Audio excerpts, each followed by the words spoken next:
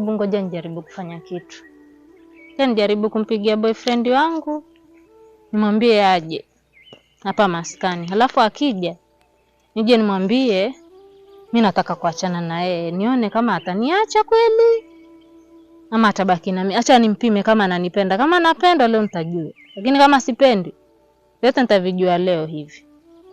Sawa. Mungu. Sawa.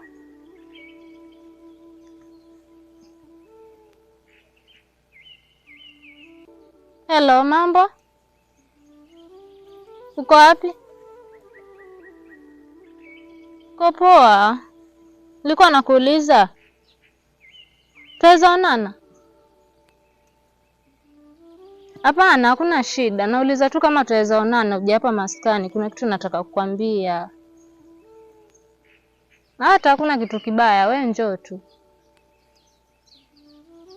Ama uko busy? Sawa basi nakusubiri.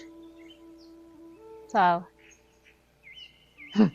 Haya, ndio huyo yaja. Acha nijionee maajabu leo. Naona nikiacha tu mimi leo. Hata ndio huyo anakuja. Sawa. Acha nijaribu. Baby, mambo? Poa.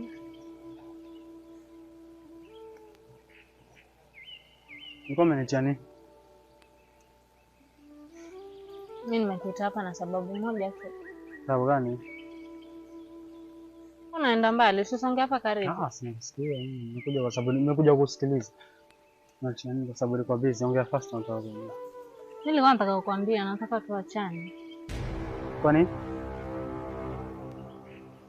Mimi najisikia tu nimetoka na ile relationship. Najisikia tu tuachane. Sijui shida nini lakini najisikia tuachane. Uko serious? Sasa ningekuwa siko serious ningekuita huko kote. Hata mimi mwenyewe nilikuwa natamani sana hiyo siku itokee. Nilikuwa mimi mwenyewe tu vile yani nilikuwa ninaona yani wewe nilikuwa ni kama unanistiki kidogo nilikuwa na nikosa sana na kutafuta. Unafikiri mimi nilikuwa nakutafuta watu wote? Kwa hiyo inamaanisha ulikuwa unitaki. Mwenyewe sikutaki. Sawa? Wewe angalia.